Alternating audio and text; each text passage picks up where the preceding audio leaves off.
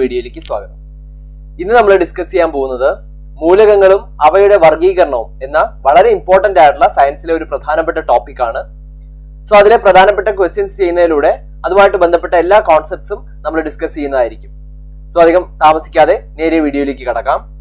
ഒന്നാമത്തെ ചോദ്യം, ആറ്റത്തിന്റെ ന്യൂക്ലിയസിൽ നിന്ന് അകലും തോറും ന്യൂക്ലിയസും ഇലക്ട്രോണും തമ്മിലുള്ള ആകർഷണ ബലത്തിന് എന്ത് സംഭവിക്കുന്നു എന്നാണ് ക്വസ്റ്റ്യൻ.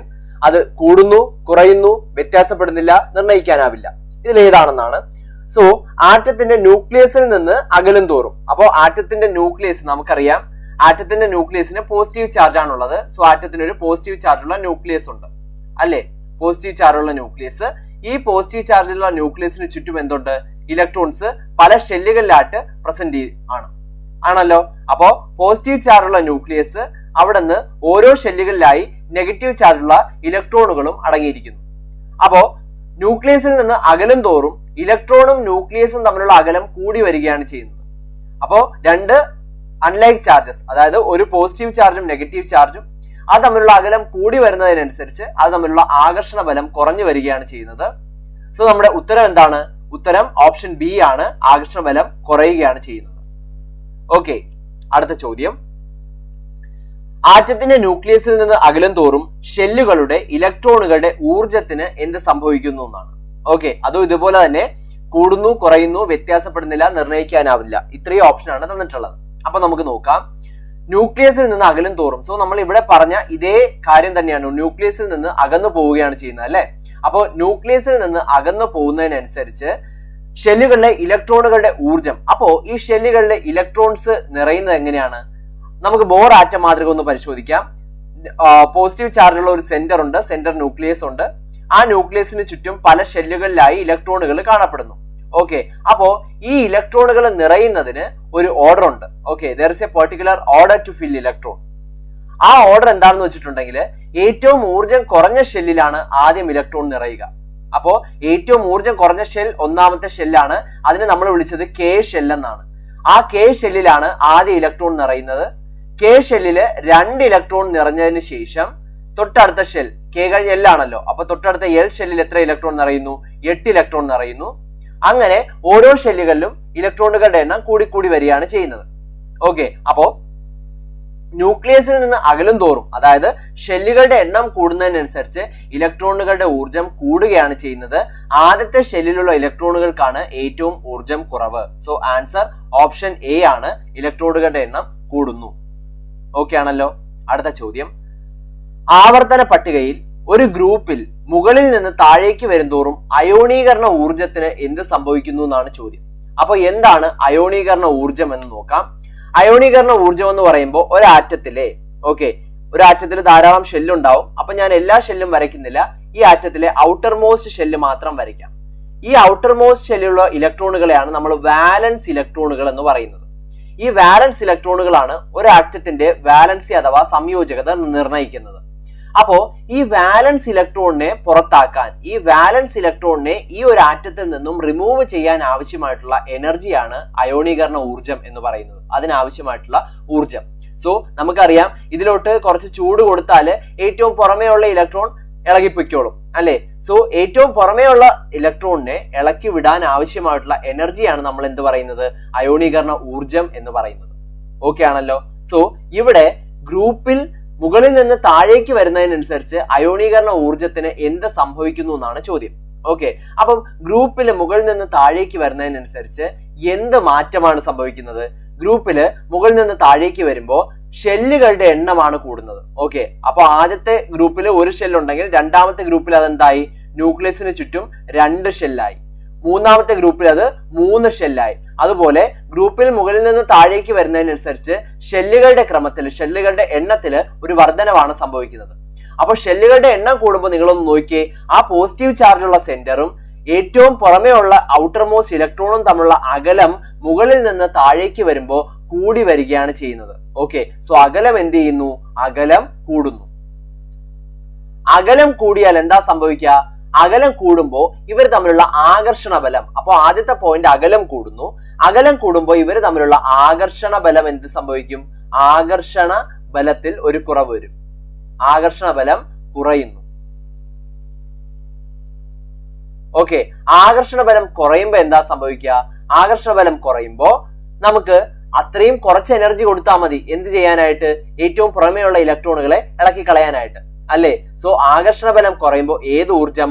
അയോണീകരണ ഊർജം കുറയുന്നു. അയോണീകരണ ഊർജം അതെന്ത് ചെയ്യാണ് ചെയ്യുന്നത്? അയോണീകരണ ഊർജം കുറയുകയാണ് ചെയ്യുന്നത്, കുറയുന്നു. അപ്പൊ ഇതാണ് കാര്യം. എന്താണ്? അകലം കൂടുന്നതിനനുസരിച്ച് ആകർഷണ ബലം കുറയുന്നു. ആകർഷണ ബലം കുറയുമ്പോൾ, അതായത് അത്ര കുറച്ച് ഫോഴ്സിലാണ് എന്ത് ചെയ്യുന്നത്? ആ ന്യൂക്ലിയസ് ഏറ്റവും പുറമെയുള്ള ഇലക്ട്രോണുകളെ പിടിച്ചു നിർത്തിയിരിക്കുന്നത്. അപ്പൊ നമുക്ക് വളരെ ചെറിയൊരു എനർജി കൊടുത്താൽ തന്നെ, വളരെ ചെറിയൊരു ഊർജം കൊടുത്താൽ തന്നെ ഏറ്റവും പുറമെയുള്ള ഇലക്ട്രോണുകളെ ആ ആറ്റത്തിൽ നിന്ന് ഡിറ്റാച്ച് ചെയ്യാനായിട്ട് സാധിക്കും. സോ ഇവിടെ ആൻസർ എന്താണ്? ആൻസർ കുറയുന്നു. ഓപ്ഷൻ ബി കുറയുന്നു. ഓക്കെ, അടുത്ത ചോദ്യം. ആവർത്തന പട്ടികയിൽ ഒരു പീരിയഡിൽ ഇടത് നിന്ന് വലത്തോട്ട് പോകുന്തോറും അയോണീകരണ ഊർജത്തിന് എന്ത് മാറ്റം സംഭവിക്കുന്നു എന്നാണ് ചോദ്യം. സോ ഇതൊരു ഗ്രൂപ്പിന്റെ കാര്യം കഴിഞ്ഞു. ഇനി ഒരു പീരിയഡിന്റെ കാര്യം നോക്കാം. അപ്പോൾ ഈ ഓരോന്നിലും ഇതുമായിട്ട് ബന്ധപ്പെട്ട കൂടുതൽ ക്വസ്റ്റ്യൻ ചോദിക്കാനുള്ള സാധ്യതയുണ്ട്. അപ്പോൾ ഒരു പീരീഡിന്റെ കാര്യം നമ്മൾ നോക്കുകയാണെങ്കിൽ, പീരീഡിൽ ഇടത്തു നിന്ന് വലത്തേക്ക് പോകുന്നതിനനുസരിച്ച് ഷെല്ലുകളുടെ എണ്ണത്തിൽ മാറ്റം സംഭവിക്കുന്നില്ല. ഓക്കെ, അപ്പോ 2 പോയിന്റ് ഓർത്തിരിക്കുക. ഗ്രൂപ്പില് മുകളിൽ നിന്ന് താഴേക്ക് വരുന്നതിനനുസരിച്ച് ഷെല്ലുകളുടെ എണ്ണത്തിൽ വർധനവുണ്ടാവുന്നു, ഷെല്ലുകളുടെ എണ്ണം കൂടുന്നു. എന്നാൽ പീരിയഡിൽ ഇടത്തു നിന്ന് വലത്തേക്ക് പോകുന്നതിനനുസരിച്ച് ഷെല്ലുകളുടെ എണ്ണത്തിൽ വ്യത്യാസം വരുന്നില്ല. പക്ഷേ അതിലുള്ള ഇലക്ട്രോണുകളുടെ എണ്ണത്തിൽ വ്യത്യാസം വരുന്നു. വാലൻസി ഇലക്ട്രോണുകളുടെ എണ്ണം കൂടുകയാണ് ചെയ്യുന്നത്. അതായത് ഇത് ലെഫ്റ്റ്, ഇത് റൈറ്റ്. പീരിയോഡിക് ടേബിളിന്റെ ഇടതുഭാഗവും വലതുഭാഗവും ഞാൻ ഇങ്ങനെ മാർക്ക് ചെയ്തിട്ടുണ്ട്. അപ്പം ഇടതുഭാഗത്തെ ആദ്യത്തെ ഗ്രൂപ്പില് ഏറ്റവും പുറമെയുള്ള വാലൻസി ഷെല്ലില് 1 ഇലക്ട്രോൺ ആണെങ്കിൽ, ഇവിടെ ഏറ്റവും വലതുഭാഗത്ത് ഏറ്റവും പുറമെയുള്ള വാലൻസി ഷെല്ലില് 8 ഇലക്ട്രോൺ ഉണ്ടാവും. ഓക്കെ, ഇതുപോലെ 8 ഇലക്ട്രോൺ ഉണ്ടാവും. അപ്പോ വാലൻസി ഇലക്ട്രോണുകളുടെ എണ്ണം, സംയോജക ഇലക്ട്രോണുകളുടെ എണ്ണം കൂടി വരികയാണ് ചെയ്യുന്നത്. അപ്പൊ വാലൻസി ഇലക്ട്രോണുകളുടെ എണ്ണം കൂടുമ്പോഴത്തേക്ക് എന്താ അവിടെ സംഭവിക്കുക? അത് ഇതിന് എന്തായാലും പോസിറ്റീവ് ചാർജുള്ള സെന്റർ ന്യൂക്ലിയസ് ഉണ്ടല്ലോ, ഈ സെന്റർ ന്യൂക്ലിയസിനെ 1 ഇലക്ട്രോൺ പിടിച്ച് വലിക്കുമ്പോഴാണോ 8 ഇലക്ട്രോൺ പിടിച്ച് വലിക്കുമ്പോഴാണോ ആകർഷണ ബലം വളരെ കൂടുതലായിട്ട് അനുഭവപ്പെടുക? തീർച്ചയായിട്ടും നമുക്കറിയാം 8 ഇലക്ട്രോൺ പിടിച്ച് വലിക്കുമ്പോഴായിരിക്കും, അല്ലെ? അപ്പോ 8 ഇലക്ട്രോൺ കൊണ്ടുള്ള ഒരു ആകർഷണ ബലം മൂലം എന്താണ് സംഭവിക്കുക? ഈ ആറ്റത്തിന്റെ വലിപ്പം ഇടത് നിന്ന് വലത്തേക്ക് വരുമ്പോൾ വലിപ്പം കുറയുകയാണ് ചെയ്യുന്നത്. അത് ഇമ്പോർട്ടന്റ് ആയിട്ടുള്ള ഒരു പോയിന്റ് ആണ്. ഓക്കെ, ആറ്റങ്ങളുടെ വലിപ്പം പീരിയഡിൽ ഇടത് നിന്ന് വലതു ഭാഗത്തേക്ക് പോകുന്നതിനനുസരിച്ച് ആറ്റത്തിന്റെ വലിപ്പം കുറയുന്നു. പക്ഷെ ഗ്രൂപ്പിലാണെങ്കിലോ, ഗ്രൂപ്പിൽ മുകളിൽ നിന്ന് താഴേക്ക് വരുന്നതിനനുസരിച്ച് ഷെല്ലുകളുടെ എണ്ണം കൂടുകയും അതിനനുസരിച്ച് ആറ്റങ്ങളുടെ വലിപ്പം കൂടുകയുമാണ് ചെയ്യുന്നത്. അപ്പൊ ഇതാണ് വ്യത്യാസം. ഓക്കെ, അപ്പോ വലിപ്പം കുറയുന്നു, അതായത് ആകർഷണ ബലം കൂടുന്നു. വലിപ്പം കുറയണം എന്ന് പറഞ്ഞാൽ ഏറ്റവും കൂടുതൽ ആകർഷിച്ചു വെച്ചാലല്ലേ അത് ആറ്റം ചുരുങ്ങിയിരിക്കുള്ളൂ, അതിന്റെ വലിപ്പം ഏറ്റവും കുറഞ്ഞിരിക്കുള്ളൂ. അപ്പോ വലിപ്പം കുറയുന്നു എന്ന് പറയുമ്പോൾ ആകർഷണ ബലം അവിടെ കൂടുകയാണ് ചെയ്യുന്നത്. ആകർഷണ ബലം കൂടുന്നു. ഓക്കെ, അപ്പൊ ആകർഷണ ബലം കൂടിയാൽ എന്താ സംഭവിക്കുക? ആകർഷണ ബലം കൂടിയാൽ അത്ര കൂടുതൽ ഫോഴ്സ്, അത്ര കൂടുതൽ എനർജി നമ്മൾ കൊടുക്കേണ്ടി വരും ഏറ്റവും പുറമെയുള്ള വാലൻസി ഇലക്ട്രോണുകളെ ആ വാലൻസി ഷെല്ലിൽ നിന്ന് ഡിറ്റാച്ച് ചെയ്യിക്കാനായിട്ട്. ഓക്കെ, ആ വാലൻസി ഷെല്ലിൽ നിന്ന് റിമൂവ് ചെയ്യിക്കാനായിട്ട്. അതുകൊണ്ട് പീരിയഡിൽ ഇടതു നിന്ന് വലത്തേക്ക് പോകും തോറും അയോണീകരണ ഊർജം നമ്മൾ വളരെ കൂടുതലായിട്ട് കൊടുക്കേണ്ടി വരും. അപ്പൊ അയോണീകരണ ഊർജം ഇവിടെ കൂടുകയാണ് ചെയ്യുന്നത്. മനസ്സിലായല്ലോ? അപ്പൊ ഗ്രൂപ്പിൽ മുകളിൽ നിന്ന് താഴേക്ക് വരുന്നതിനനുസരിച്ച് എന്തൊക്കെ മാറ്റങ്ങൾ പറഞ്ഞു? ആറ്റത്തിന്റെ വലിപ്പം കൂടും. അപ്പോൾ ഏറ്റവും പുറമേയുള്ള ഇലക്ട്രോണും ന്യൂക്ലിയസും തമ്മിലുള്ള ആകർഷണ ബലം കുറയും. അപ്പോൾ അയോണീകരണ ഊർജവും മുകളിൽ നിന്ന് താഴേക്ക് വരുന്നതിനനുസരിച്ച് കുറയും. പക്ഷെ പീരിയഡിൽ സംഭവിക്കുന്നത്, പീരിയഡിൽ ഷെല്ലുകളുടെ എണ്ണം തുല്യമാണ്. അതുകൊണ്ട് തന്നെ പീരിയഡിൽ ഇടതുനിന്ന് വലത്തേക്ക് പോകുമ്പോൾ ഷെല്ലുകളുടെ എണ്ണത്തിൽ വ്യത്യാസം വരുന്നില്ല. പക്ഷേ ആറ്റങ്ങളുടെ വലിപ്പം കുറയുന്നു. അറ്റോമിക നമ്പർ കൂടിയാലും ആറ്റങ്ങളുടെ വലിപ്പം കുറയുന്നു. അതിന് കാരണം പീരിയഡിൽ ഇടതുനിന്ന് വലത്തേക്ക് പോകുമ്പോൾ എന്തിന്റെ എണ്ണം? ഔട്ടർ മോസ്റ്റ് ഇലക്ട്രോൺ, വാലൻസി ഇലക്ട്രോണുകളുടെ എണ്ണം കൂടുന്നു. വാലൻസി ഇലക്ട്രോണുകളുടെ എണ്ണം കൂടുമ്പോൾ അവിടെ ആകർഷണ ബലം കൂടുകയും അപ്പോൾ അയോണീകരണ ഊർജം കൂടുന്നു, ആറ്റത്തിന്റെ വലിപ്പം കുറയുന്നു. ഓക്കെ, അപ്പോൾ ഇന്റർ കണക്റ്റഡ് ആയിട്ട് ധാരാളം പോയിന്റ്സ് പറഞ്ഞു. അതെല്ലാം പഠിക്കേണ്ടതായിട്ടുണ്ട്. അതിൽ നിന്നെല്ലാം ക്വസ്റ്റ്യൻ ചോദിക്കാനുള്ള സാധ്യതയുണ്ട്. ഓക്കെ, സോ ഇവിടുത്തെ ആൻസർ എന്താണ്? പീരിയഡിൽ ഇടത് നിന്ന് വലത്തേക്ക് പോകുന്നതിനനുസരിച്ച് അയോണീകരണ ഊർജം എന്ത് ചെയ്യുന്നു? കൂടുന്നു. ഓക്കെ, അടുത്ത ചോദ്യം, അയോണീകരണ ഊർജം ഏറ്റവും കൂടുതൽ കാണിക്കുന്ന മൂലകം ഏതാണെന്നാണ്. ഓക്കെ, അപ്പൊ ഓപ്ഷൻ തന്നിട്ടുണ്ട്. ആ തന്നിരിക്കുന്ന ഓപ്ഷനിലെ ഏറ്റവും കൂടുതൽ ഏതാണെന്ന് കണ്ടുപിടിച്ചാൽ മതി. അപ്പൊ എന്താണ്? ഹൈഡ്രജൻ ഉണ്ട്, സോഡിയം ഉണ്ട്, അലുമിനിയം ഉണ്ട്, ഹീലിയം ഉണ്ട്. ഇതിൽ ഹൈഡ്രജൻ എന്തായാലും അല്ല. ഹൈഡ്രജന്റെ ഔട്ടർ മോസ്റ്റ് ഷെല്ലിൽ ആകെ ഒരു ഇലക്ട്രോണേ ഉള്ളൂ. അതിനുശേഷം വരുന്ന സോഡിയമാണ്. സോഡിയവും എന്തായാലും അല്ല, കാരണം സോഡിയത്തിന്റെ ഔട്ടർ മോസ്റ്റ് ഷെല്ലിലും എന്താണ്, ഒരു ഇലക്ട്രോണേ ഉള്ളൂ. ഗ്രൂപ്പ് 1 എലമെന്റ് ആണ് സോഡിയം. അപ്പൊ ഒരു ഇലക്ട്രോണേ ഉള്ളൂ. ഈ ഒരു ഇലക്ട്രോണിനെ കളഞ്ഞു കഴിഞ്ഞാൽ, ഈ ഒരു ഇലക്ട്രോണിനെ റിമൂവ് ചെയ്താൽ ഇനി സോഡിയത്തിന് എന്താണ്, അതിന് സ്റ്റെബിലിറ്റി കിട്ടി. ഓക്കെ, അത് സ്റ്റേബിൾ ആയി. കാരണം എന്താണ്, തൊട്ട് ഉള്ളിലെ ഷെല്ലിൽ എത്ര ഇലക്ട്രോൺ ഉണ്ട്, 8 ഇലക്ട്രോൺ ഉണ്ട് അല്ലെ. അതുകൊണ്ട് ഈ ഒരു ഇലക്ട്രോണിനെ കളയാനാണ് സോഡിയത്തിന് താല്പര്യം. അതുകൊണ്ട് സോഡിയത്തിനും അയോണീകരണ ഊർജ്ജം വളരെ കുറവായിരിക്കും. ഓക്കെ, നെക്സ്റ്റ് വരുന്നത് അലുമിനിയം ആണ്. അലുമിനിയം ഒരു മെറ്റൽ ആണ്. മെറ്റലിന് ഇലക്ട്രോണുകളെ കളയാനുള്ള ടെൻഡൻസി, ഇലക്ട്രോണുകളുടെ കളയാനുള്ള ഒരു പ്രവണത മെറ്റൽസിനും കൂടുതലാണ്. അതുകൊണ്ട് അലുമിനിയവും ആയിരിക്കില്ല. പക്ഷേ ഹീലിയത്തിന്റെ പ്രത്യേകത എന്താണ്, ഹീലിയത്തെ സംബന്ധിച്ചിടത്തോളം ഹീലിയം ഒരു ഉത്കൃഷ്ട വാതകമാണ്. അതായത് ഹീലിയത്തിന് ആകെ ഒരു ഷെല്ലേ ഉള്ളൂ, കെ ഷെല്ല് മാത്രമേ ഉള്ളൂ. നമ്മൾ നേരത്തെ പറഞ്ഞു കെ ഷെല്ലിൽ പരമാവധി ഉൾക്കൊള്ളാൻ സാധിക്കുന്ന ഇലക്ട്രോണുകളുടെ എണ്ണം 2 ആണ്. ആ 2 ഇലക്ട്രോണും ആർക്കുണ്ട്, ഹീലിയത്തിനുണ്ട്. അതുകൊണ്ട് ഹീലിയം എന്താണ്, സ്റ്റേബിൾ ആണ്. ഹീലിയം രാസപ്രവർത്തനത്തിൽ നിന്നും പങ്കെടുക്കാത്ത ഒരു അലസവാതകമാണ്. അപ്പൊ ഹീലിയത്തിന് ഈ 2 ഇലക്ട്രോണും കളയേണ്ടതായിട്ടുള്ള യാതൊരു ആവശ്യവുമില്ല. അപ്പോ ഈ ഹീലിയത്തിൽ ഹീറ്റ് കൊടുത്താൽ എന്താ സംഭവിക്കുക, ഹീലിയത്തിന് ഹീറ്റ് കൊടുത്താൽ ഇതിൽ നിന്ന് ഈ ഇലക്ട്രോണുകളെ പുറത്തേക്ക് ഇറക്കാനുള്ള ആ ഒരു ഫോഴ്സ് എന്ന് പറയുന്നത് വളരെ കൂടുതലായിരിക്കും. ഓക്കെ, ഇലക്ട്രോണുകളെ കളയാനുള്ള ഫോഴ്സ് എന്ന് പറയുന്നത് വളരെ കൂടുതലായിരിക്കും. അതുകൊണ്ട് ഹീലിയത്തിന്റെ അയോണീകരണ ഊർജ്ജമാണ് ഏറ്റവും കൂടുതൽ. അലസവാതകങ്ങൾക്ക് അയോണീകരണ ഊർജ്ജം വളരെ കൂടുതലായിരിക്കും. കാരണം അവർ സ്റ്റേബിൾ ആണ്, അവർ ഇലക്ട്രോൺ കളയാൻ തയ്യാറാവില്ല. ഓക്കെ, അതാണ് കാരണം. അപ്പൊ ഹീലിയം ഒരു അലസവാതകമാണ്. ഇനി മെറ്റൽസ്, ലോഹങ്ങളുടെ പ്രത്യേകത എന്താണ്, ലോഹങ്ങളുടെ പ്രത്യേകത അവരും ഇലക്ട്രോൺസ് കളയാൻ ആഗ്രഹിക്കുന്നവരാണ്. അതുകൊണ്ട് ലോഹങ്ങളെല്ലാം ഇലക്ട്രോ പോസിറ്റീവ് ആണ്. അതായത് ഇലക്ട്രോണുകൾ കളഞ്ഞ് പോസിറ്റീവായിട്ട് നിൽക്കാനുള്ള കഴിവിനെയാണ് ഇലക്ട്രോ പോസിറ്റിവിറ്റി എന്ന് പറയുന്നത്. അപ്പൊ മെറ്റൽസ് എന്താണ്, മെറ്റൽസ് ഇലക്ട്രോ പോസിറ്റീവ് ആണ്. ഇനി നോൺ മെറ്റൽസോ, അലോഹങ്ങളോ, അലോഹങ്ങൾ ഇലക്ട്രോ നെഗറ്റീവ് ആണ്. കാരണം എന്താണ്, അലോഹങ്ങൾ എപ്പോഴും ഇലക്ട്രോൺ സ്വീകരിച്ച്, ഫോർ എക്സാമ്പിൾ ക്ലോറിൻ എപ്പോഴും ഇലക്ട്രോൺ സ്വീകരിച്ച് നെഗറ്റീവായിട്ട് നിൽക്കാനല്ലേ ക്ലോറിൻ ഒരു ടെൻഡൻസി കാണിക്കുന്നത്. അതുകൊണ്ട് ക്ലോറിൻ എന്താണ്, ഇലക്ട്രോൺ നെഗറ്റീവ് ആണ്. അല്ലെങ്കിൽ പൊതുവെ അലോഹങ്ങൾ ഇലക്ട്രോൺ നെഗറ്റീവ് ആണെന്ന് പറയാം. അപ്പോൾ ഈ ഒരു ക്വസ്റ്റ്യനിലൂടെ ധാരാളം കാര്യങ്ങൾ നമ്മൾ ഡിസ്കസ് ചെയ്തു. അതെല്ലാം വളരെ ഇമ്പോർട്ടന്റ് ആയിട്ടുള്ളതുമാണ്. ഓക്കെ, അടുത്ത ചോദ്യത്തിലേക്ക് പോവാം. ഒരു ആറ്റത്തിലെ ബാഹ്യതമ ഷെല്ലിലെ ഏറ്റവും ദുർബലമായ ഇലക്ട്രോണിനെ സ്വതന്ത്രമാക്കുന്നതിന് ആവശ്യമായിട്ടുള്ള ഊർജം ഏതാണ് എന്നാണ്. അത് നമുക്ക് അധികം എക്സ്പ്ലനേഷന്റെ ഒന്നും ആവശ്യമില്ല. കാരണം ആ ഊർജത്തെയാണ് നമ്മൾ അയോണീകരണ ഊർജം എന്ന് പറയുന്നത്. സോ ഉത്തരം സി ആണ്. കാരണം ബാഹ്യതമ ഷെല്ലിലുള്ള ഏറ്റവും ദുർബലമായിട്ട് അറ്റാച്ച് ചെയ്തിരിക്കുന്ന ഏറ്റവും പുറമേയുള്ള ഷെല്ലിനെ ഇളക്കി വിടാനായിട്ട്, സ്വതന്ത്രമാക്കാനായിട്ട് നമ്മൾ കൊടുക്കേണ്ടുന്ന ഊർജത്തെയാണ് അയോണീകരണ ഊർജം എന്ന് പറയുന്നത്. അതുകൊണ്ട് സി ആണ് ഉത്തരം. ഓക്കെ, ഇനി 7ാമത്തെ ചോദ്യം. ആവർത്തന പട്ടികയിൽ ഒരു ഗ്രൂപ്പിന്റെ മുകളിൽ നിന്നും താഴേക്ക് വരുമ്പോൾ ലോഹ സ്വഭാവത്തിന് എന്ത് മാറ്റം സംഭവിക്കുന്നു എന്നാണ് ക്വസ്റ്റ്യൻ. അപ്പൊ അത് ആ ലോഹ സ്വഭാവം, ലോഹങ്ങൾ എന്താണ്, ഇലക്ട്രോ പോസിറ്റീവ് ആണെന്ന് ഞാൻ പറഞ്ഞു അല്ലെ. അപ്പൊ ഇലക്ട്രോ പോസിറ്റീവ് എന്ന് പറഞ്ഞാൽ എന്താ, ലോഹങ്ങൾക്ക് ഒരു ടെൻഡൻസി ഉണ്ട്, ലോഹങ്ങൾക്ക് ഒരു പ്രവണതയുണ്ട്. അത് ഇലക്ട്രോണുകളെ കളയും. ഇലക്ട്രോണുകളെ കളഞ്ഞുകൊണ്ട് പോസിറ്റീവ് ചാർജ് ഉള്ള അയോണുകളായിട്ട് നിൽക്കാനായിട്ട് ആഗ്രഹിക്കും. സോ ഇലക്ട്രോണുകളെ കളയണമെങ്കിൽ ഇലക്ട്രോണും ന്യൂക്ലിയസും തമ്മിലുള്ള ആകർഷണ ബലം വളരെ കുറവായിരിക്കണം. സോ ഇത് ഇന്റർ കണക്റ്റഡ് ആണ്. ഓക്കെ, ഇലക്ട്രോണും ന്യൂക്ലിയസും തമ്മിലുള്ള ആകർഷണ ബലം വളരെ കുറഞ്ഞിരുന്നാൽ മാത്രമേ ഏറ്റവും ഈസി ആയിട്ട് നമുക്ക് ഇലക്ട്രോണിനെ കളയാൻ പറ്റൂ. അപ്പൊ നമ്മൾ നേരത്തെ പഠിച്ച ക്വസ്റ്റ്യനിലേക്ക്, ഇപ്പൊ നമ്മൾ ചെയ്ത ക്വസ്റ്റ്യനിലേക്ക് ഒന്ന് തിരിച്ചു പോവാം. എന്താണ്, ഒരു ഗ്രൂപ്പിൽ, ജി എന്ന് ഞാൻ സൂചിപ്പിക്കുന്ന ഗ്രൂപ്പാണ്. ഒരു ഗ്രൂപ്പിൽ മുകളിൽ നിന്ന് താഴേക്ക് വരുന്നതിനനുസരിച്ച് ഇലക്ട്രോണും ന്യൂക്ലിയസും തമ്മിലുള്ള ആകർഷണ ബലം കുറഞ്ഞു വരികയല്ലേ ചെയ്യുന്നത്. അതെ, അപ്പൊ ആകർഷണ ബലം കുറഞ്ഞു വരുന്നതിനനുസരിച്ച് വളരെ ഈസി ആയിട്ട് എന്ത് ചെയ്യാം, അതിന്റെ ബാഹ്യതമ ഷെല്ലിൽ നിന്നും ഇലക്ട്രോണുകളെ നമുക്ക് എന്ത് ചെയ്യാനായിട്ട് സാധിക്കും, ഇലക്ട്രോണുകളുടെ വേർപെടുത്താനായിട്ട് സാധിക്കും. ഓക്കെ, അപ്പോ ഒന്നും കൂടെ, ഗ്രൂപ്പിൽ മുകളിൽ നിന്ന് താഴേക്ക് വരുന്നതിനനുസരിച്ച് എന്താണ്, ഇലക്ട്രോണും ന്യൂക്ലിയസും തമ്മിലുള്ള ആകർഷണ ബലം കുറയുകയും അയോണീകരണ ഊർജം കുറയുകയാണ് ചെയ്യുന്നത്. അപ്പൊ അയോണീകരണ ഊർജം കുറഞ്ഞാൽ അതിനർത്ഥം എന്താ, വളരെ കുറച്ച് എനർജി മതി അതിന്റെ ബാഹ്യതമ ഷെല്ലിലെ ഇലക്ട്രോണുകളെ കളയാൻ. ഓക്കെ, അപ്പോ ബാഹ്യതമ ഷെല്ലിലെ ഇലക്ട്രോണുകളെ കളയുക എന്നതാണ് എന്ത് സ്വഭാവം, ലോഹ സ്വഭാവം എന്ന് പറയുന്നത്. ലോഹം ഇലക്ട്രോ പോസിറ്റീവ് ആണെന്ന് ഞാൻ പറഞ്ഞു. അപ്പോ ഗ്രൂപ്പിൽ മുകളിൽ നിന്ന് താഴോട്ട് വരുമ്പോൾ ലോഹ സ്വഭാവം കൂടുകയാണ് ചെയ്യുന്നത്. ഓപ്ഷൻ എ ആണ് ഉത്തരം.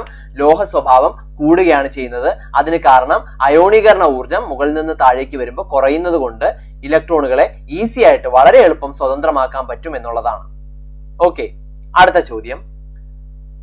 ആവർത്തന പട്ടികയിൽ ഒരു പീരിയഡിൽ ഇടത് നിന്ന് വലത്തോട്ട് പോകും തോറും ലോക സ്വഭാവത്തിന് എന്ത് സംഭവിക്കുന്നു എന്നാണ്. So left to right. Okay, അപ്പൊ ഒരു പീരിയഡില് ഇടത് നിന്ന് വലത്തേക്ക് പോകുമ്പോൾ നമ്മൾ നേരത്തെ പഠിച്ചു അയോണീകരണ ഊർജ്ജം കൂടി വരികയാണ് ചെയ്യുന്നത്. അപ്പൊ അയോണീകരണ ഊർജ്ജം കൂടി വരുമ്പോൾ റൈറ്റിലേക്ക് പോകും തോറും നമുക്ക് ധാരാളം എനർജി കൊടുക്കേണ്ടി വരും. എന്തിന്? ഏറ്റവും ഔട്ടർ മോസ്റ്റ് ആയിട്ടുള്ള ഇലക്ട്രോണിനെ ഡിറ്റാച്ച് ചെയ്യിപ്പിക്കാൻ വേണ്ടി, അല്ലെങ്കിൽ ഏറ്റവും ഔട്ടർ മോസ്റ്റ്, ഏറ്റവും പുറമേ ഉള്ള ഇലക്ട്രോണുകളെ സ്വതന്ത്രമാക്കാനായിട്ട് നമ്മൾ വളരെയധികം എനർജി കൊടുക്കേണ്ടി വരും. അയോണിക ഊർജ്ജം വളരെ കൂടുതലാണ്. ഓക്കെ, അപ്പോ വളരെ ബുദ്ധിമുട്ടിയാലേ നമുക്ക് എന്ത് ചെയ്യാൻ പറ്റുള്ളൂ? ഏറ്റവും പുറമേ ഉള്ള ഇലക്ട്രോണിനെ നമുക്ക് സ്വതന്ത്രമാക്കാനായിട്ട് പറ്റൂ. അതുകൊണ്ട് ഇലക്ട്രോ പോസിറ്റീവ് ആക്കുക എന്നുള്ളത് വളരെ ബുദ്ധിമുട്ടുള്ള ഒരു കാര്യമായതുകൊണ്ട് ഇടത് നിന്ന് വലത്തേക്ക് പോകുന്തോറും എന്ത് കുറയുന്നു? ലോഹ സ്വഭാവം കുറയുകയാണ് ചെയ്യുന്നത്. ഓക്കെ, പീരിയോഡിക് ടേബിൾ നോക്കിയാൽ മനസ്സിലാവും. അലോഹങ്ങളായിട്ടുള്ള ക്ലോറിൻ, ഫ്ലൂറിൻ ഇതെല്ലാം എന്താണ്? പീരിയോഡിക് ടേബിളിന്റെ ഏറ്റവും വലതുഭാഗത്തും, ലോഹങ്ങളായിട്ടുള്ള സോഡിയം, പൊട്ടാസ്യം തുടങ്ങിയവ പീരിയോഡിക് ടേബിളിന്റെ ഏറ്റവും ഇടതുഭാഗത്തുമാണ് കാണപ്പെടുന്നത്. ഇതിന് റീസൺ തന്നെ ഇതാണ്. അപ്പോൾ ഇവിടെ നമ്മൾ മറ്റൊരു പോയിന്റ് കൂടെ പഠിച്ചു. ഒരു പീരിയഡിൽ ഇടത് നിന്ന് വലത്തേക്ക് പോകുന്നതിനനുസരിച്ച് ലോഹ സ്വഭാവത്തിന് എന്ത് മാറ്റമാണ് സംഭവിക്കുന്നത്? ലോഹ സ്വഭാവം കുറയുകയാണ് ചെയ്യുന്നത്. ഓക്കെ, അപ്പൊ ഇതുമായിട്ട് ബന്ധപ്പെട്ട് മറ്റു ചോദ്യങ്ങൾ നമുക്ക് പ്രതീക്ഷിക്കാം.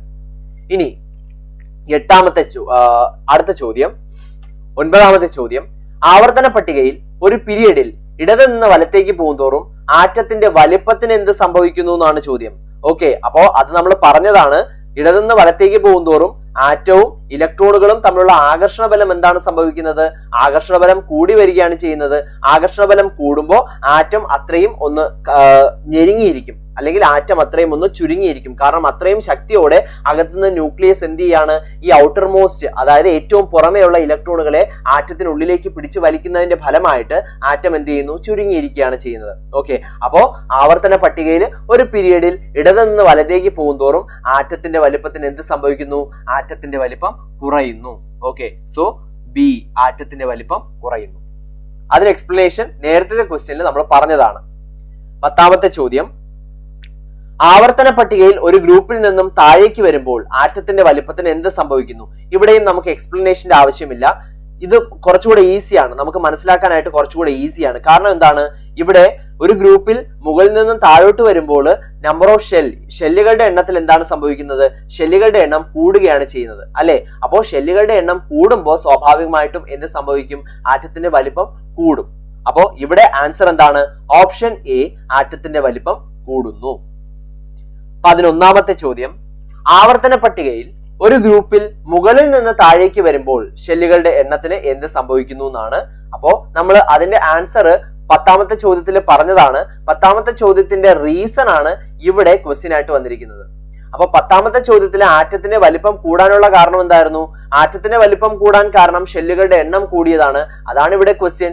അപ്പൊ ആവർത്തന പട്ടികയിൽ ഒരു ഗ്രൂപ്പിൽ മുകളിൽ നിന്ന് താഴേക്ക് വരുമ്പോൾ ഷെല്ലുകളുടെ എണ്ണം എന്ത് ചെയ്യുന്നു? ഷെല്ലുകളുടെ എണ്ണം കൂടുന്നു. സോ അതാണ് ആൻസർ, ഷെല്ലുകളുടെ എണ്ണം കൂടുന്നു. Option A is the answer.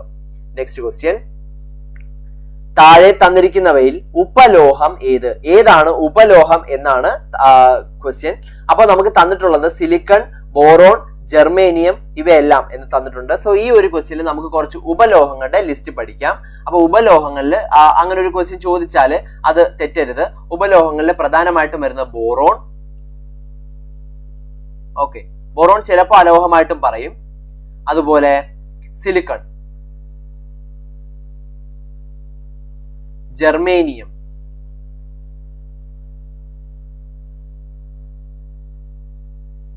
Boron, silicon, germanium, arsenic, antimony, അതുപോലെ ടെലൂറിയം. ഇതൊന്നും ചോദിക്കാൻ സാധ്യത കുറവാണ്. ടെലൂറിയം ഇതെല്ലാം എന്താണ്?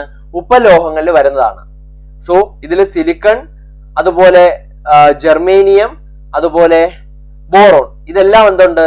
ഉപലോഹങ്ങളാണ്. അപ്പോ നമുക്ക് ഓപ്ഷൻ ഇവരിൽ ഏറ്റവും നമുക്ക് സ്യൂട്ടബിൾ ആയിട്ട് വരുന്ന ഓപ്ഷൻ എന്താണ്?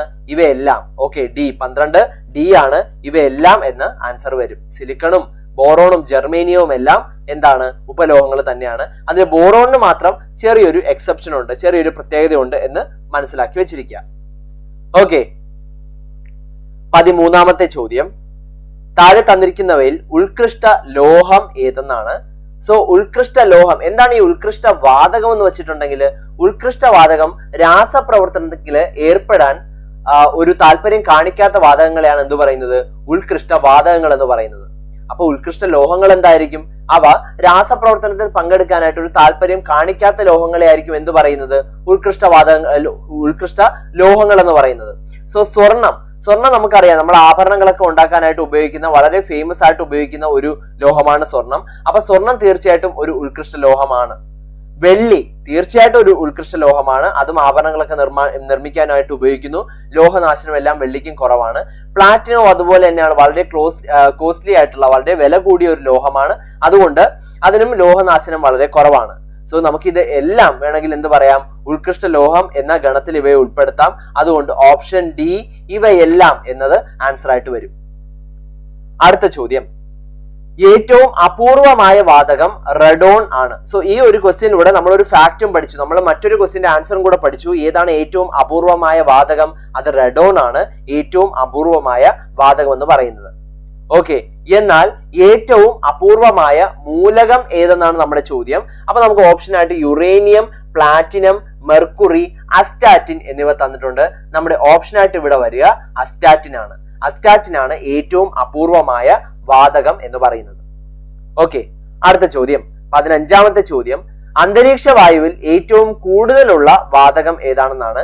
സോ ഇവിടെ ക്വസ്റ്റ്യൻ ശ്രദ്ധിക്കുക, അന്തരീക്ഷ വായുവിൽ എന്നാണ്. അന്തരീക്ഷ വായുവിൽ എന്നതായതുകൊണ്ട് നമുക്ക് ആൻസർ എന്ത് വരും, നൈട്രജൻ ശരി ഉത്തരമായിട്ട് വരും. ഇനി ഭൂമിയുടെ ഉപരിതലത്തിലോ, ഭൂമിയുടെ ഉപരിതലത്തിൽ അതായത് നമ്മളൊക്കെ നിൽക്കുന്ന ഈ ഭാഗം ഏറ്റവും കൂടുതൽ കാണപ്പെടുന്ന വാതകം എന്ന് പറയുന്നത് ഓക്സിജൻ ആണ്. ഓക്കെ, ഭൂമിയുടെ അന്തരീക്ഷത്തിലാണെങ്കിൽ നൈട്രജൻ ആയിരിക്കും. അപ്പൊ അതും കൂടെ എഴുതാം, അന്തരീക്ഷത്തില് നൈട്രജൻ വാതകമാണ് ഏറ്റവും കൂടുതലുള്ളത്. ഓക്കെ, ഇനി പ്രപഞ്ചത്തിലോ, പ്രപഞ്ചത്തില് യൂണിവേഴ്സ്. ഓക്കെ, പ്രപഞ്ചത്തില് ഏറ്റവും കൂടുതൽ ഉള്ളത് ഏതാണ്, ഹൈഡ്രജൻ ഗ്യാസാ, ഹൈഡ്രജൻ. ഓക്കെ, അപ്പോ 3 പ്രധാനപ്പെട്ട പോയിന്റ് ഇവിടെ പഠിച്ചു. അന്തരീക്ഷ വായുവിൽ ഏറ്റവും കൂടുതലുള്ളത് നൈട്രജൻ ആണ്. അന്തരീക്ഷത്തിൽ ഏറ്റവും കൂടുതൽ നമ്മുടെ ഭൂമിയുടെ ഉപരിതലത്തിൽ ഏറ്റവും കൂടുതൽ അടങ്ങിയിരിക്കുന്ന ഓക്സിജനും, പ്രപഞ്ചത്തിൽ ഏറ്റവും കൂടുതൽ അടങ്ങിയിരിക്കുന്ന മൂലകം അല്ലെങ്കിൽ വാതകം എന്ന് പറയുന്നത് ഹൈഡ്രജനുമാണ്. സോ അതാണ് ഇവിടുത്തെ പ്രത്യേകത. നെക്സ്റ്റ്, ഏറ്റവും അപൂർവമായ വാതകം റഡോൺ ആണ്. എന്നാൽ പ്രപഞ്ചത്തിൽ ഏറ്റവും അവിടെ നേരത്തെ നമ്മൾ റഡോണിന്റെ കാര്യം നേരത്തെയും പറഞ്ഞതാണ്. റഡോൺ ആണ് ഏറ്റവും അപൂർവമായ വാതകം എന്ന് പറയുന്നത്. എന്നാൽ പ്രപഞ്ചത്തിൽ ഏറ്റവും കൂടുതലുള്ള വാതകം ഏതാണ് എന്നാണ് ചോദ്യം. അപ്പൊ നമുക്കറിയാലോ, നമ്മൾ പറഞ്ഞല്ലേ യൂണിവേഴ്സിൽ ഏറ്റവും കൂടുതലുള്ള ഹൈഡ്രജൻ ആണെന്ന് നമ്മൾ പറഞ്ഞു. അതുകൊണ്ട് hydrogen, option D hydrogen is the answer. Next, ഏറ്റവും ചെറിയ ആറ്റമുള്ള മൂലകം നിയോൺ, ആർഗൺ, റഡോൺ, ഹീലിയം ഇങ്ങനെ തന്നിട്ടുണ്ട്. അപ്പോ നിയോണും ആർഗണും റഡോണും എല്ലാം മാറി നിൽക്കട്ടെ. നമ്മുടെ പീരിയോഡിക് ടേബിളിൽ 118 എലമെന്റ്സ് ആണ് ആകെ ഉള്ളത്. ഈ 118 എലമെന്റ്സിൽ ആകെ 2 എലമെന്റ്സിന് മാത്രമേ ഒരു ഒറ്റ ഷെല്ലുള്ളൂ. ആ എലമെന്റ്സ് ആണ് ഒന്ന് ഹൈഡ്രജനും ഒന്ന് ഹീലിയവും. അതില് ഹൈഡ്രജന്റെ ആ ഷെല്ലിനകത്ത് 1 ഇലക്ട്രോണും ഹീലിയത്തിന്റെ ആ ഷെല്ലിനകത്ത് 2 ഇലക്ട്രോണും കാണപ്പെടുന്നു. ഇത്തരത്തില് ഒരേ ഒരു ഷെല്ലേ ഉള്ളൂ എന്തിന്, ഈ മൂലകങ്ങൾക്ക്. അതായത് ഹൈഡ്രജനും ഹീലിയനും ആകെ ഒരേ ഒരു ഷെല്ലേ ഉള്ളൂ. അതുകൊണ്ട് തീർച്ചയായിട്ടും ഏറ്റവും വലിപ്പം കുറവ് ഏതായിരിക്കും, ആ ഒരു ഷെല്ലുള്ള ഇത്തരത്തിലുള്ള ആറ്റങ്ങളായിരിക്കും ഏറ്റവും വലിപ്പം കുറഞ്ഞ atom. So helium is the answer. 18, ഏറ്റവും അപൂർവമായി കാണുന്ന വാതകം, അന്തരീക്ഷ വായുവിൽ കാണാൻ സാധ്യതയില്ലാത്ത വാതകം, മറഞ്ഞിരിക്കുന്ന വാതകം എന്നൊക്കെ അറിയപ്പെടുന്നത് ഏതാണ് എന്നാണ് 18ാമത്തെ ചോദ്യം. അപ്പൊ 18ാമത്തെ ചോദ്യത്തിന്റെ ഉത്തരം മുൻപത്തെ ചോദ്യങ്ങളിൽ ക്വസ്റ്റ്യനിൽ തന്നെ ഉത്തരം പോലെ വന്നിട്ടുണ്ട്. ഏതാണ് ഏറ്റവും അപൂർവമായി കാണപ്പെടുന്ന വാതകം? ഏതാ നമ്മൾ പഠിച്ചത്? റഡോൺ ആണ്. അപ്പൊ അതിനുള്ള ഉത്തരം. അപ്പൊ റഡോണിന്റെ മറ്റ് പേരുകളാണ് അല്ലെങ്കിൽ മറ്റ് സവിശേഷതകളാണ് തന്നിട്ടുള്ളത്. അന്തരീക്ഷ വായുവിൽ അത് കാണാൻ സാധ്യതയില്ല. അതുപോലെ ഇതിന് മറഞ്ഞിരിക്കുന്ന വാതകം എന്നറിയപ്പെടുന്നത് ആരെയാണ്? റഡോണിനെയാണ്. ഓക്കെ, അടുത്ത ചോദ്യം, വൈദ്യുത ബൾബുകളിൽ ഫിലമെന്റ് ബാഷ്പീകരിക്കപ്പെടുന്നത് തടയാൻ ഉപയോഗിക്കുന്ന വാതകം ഏതാണെന്നാണ്. നമുക്ക് ഓപ്ഷനായിട്ട് തന്നിട്ടുള്ളത് നിയോൺ, ആർഗൺ, റഡോൺ, ഹീലിയം ഇത്രയും തന്നിട്ടുണ്ട്. ഓക്കെ, അതില് നമ്മൾ സാധാരണയായിട്ട് ബൾബിൽ ഉപയോഗിക്കുന്ന ഒന്നുകിൽ ആർഗൺ ആണ് അല്ലെങ്കിൽ നൈട്രജൻ. ഓക്കെ, ആർഗൺ അല്ലെങ്കിൽ നൈട്രജൻ ആണ് ഉപയോഗിക്കുന്നത്. സോ ഇവിടെ ഉത്തരം ഏതാ വരും? ആർഗൺ തന്നെ വരും. ഇനി എന്തുകൊണ്ട് നൈട്രജൻ ഉപയോഗിക്കുന്നു? നൈട്രജൻ ഒരു അലസവാതകമല്ലല്ലോ. ബാക്കിയെല്ലാം നിയോൺ ആയാലും ശരി, ആർഗൺ ആയാലും ശരി, ഹീലിയം ആയാലും റഡോൺ ആയാലും എല്ലാം അലസവാതകങ്ങളാണ്. പക്ഷെ നൈട്രജൻ ഒരു അലസവാതകമല്ല. എന്നിട്ട് പോലും എന്തുകൊണ്ട് നൈട്രജനെ നമ്മൾ ഉപയോഗിക്കുന്നു എന്ന് ചോദിച്ചിട്ടുണ്ടെങ്കിൽ അതിനൊരു ഉത്തരമേ ഉള്ളൂ. നൈട്രജന്റെ ബോണ്ട്, അതായത് നൈട്രജൻ ഒരു ദ്വയറ്റോമിക തന്മാത്രയാണ്, ഡയറ്റോമിക് മോളിക്യൂൾ. നൈട്രജന്റെ 2 ആറ്റങ്ങൾ ചേർന്നാണ് ഒരു നൈട്രജൻ മോളിക്യൂൾ ഉണ്ടാവുന്നത്. ആ നൈട്രജൻ മോളിക്യൂൾ ഉണ്ടാവാനായിട്ട് 3 ബന്ധനങ്ങളുണ്ട്. ഓക്കെ, അപ്പൊ ത്രിബന്ധനമാണ് നൈട്രജനിലുള്ളത്. അപ്പോ നൈട്രജൻ റിയാക്ട് ചെയ്യണമെങ്കിൽ എന്ത് ചെയ്യണം? ഈ 3 ബോണ്ടുകളും ഈ 3 ബന്ധനങ്ങൾ എന്ത് ചെയ്യണം? പൊട്ടിക്കേണ്ടി വരും. അത് അത്ര ഈസി അല്ല. അതുകൊണ്ട് നമുക്ക് നൈട്രജനും ചില സാഹചര്യങ്ങളിൽ എന്ത് ഡൈനൈട്രജൻ, ദ്വയറ്റോമിക തന്മാത്രയായിട്ടുള്ള നൈട്രജനും എന്ത് പറയാം? ഒരു അലസവാതകം എന്ന നിലയിൽ നമുക്ക് പറയാനായിട്ട് സാധിക്കും. സോ ഓപ്ഷൻ ബി ആർഗൺ ആണ് നമുക്കിവിടെ ഉത്തരമായിട്ട് വരിക. ഇനി 20ാമത്തെ ചോദ്യം, ഡിസ്ചാർജ് ലാമ്പുകളിൽ ഓറഞ്ച് നിറം നൽകാൻ നിറയ്ക്കുന്ന അലസവാതകം ഏത് എന്നാണ് 20ാമത്തെ ചോദ്യം. അപ്പൊ നമുക്ക് നിയോൺ തന്നിട്ടുണ്ട്, ആർഗൺ, റെഡോൺ, ഹീലിയം എന്നിവയാണ് തന്നിട്ടുള്ളത്. സോ ഇവിടുത്തെ ആൻസർ ആയിട്ട് വരിക ഏതാണ്? നിയോൺ ആണ്. ഓക്കെ, അപ്പോ ആൻസർ ആയിട്ട് ഓപ്ഷൻ എ, ഈ ക്വസ്റ്റിന്റെ ആൻസർ ഓപ്ഷൻ എ നിയോൺ ആണ്. എന്താണ്? ഡിസ്ചാർജ് ലാമ്പുകളിൽ ഓറഞ്ച് നിറം നൽകാനായിട്ട് നമ്മൾ എന്തിനെ ഉപയോഗിക്കുന്നു? നിയോണിനെ ഉപയോഗിക്കുന്നു. ഓക്കെ,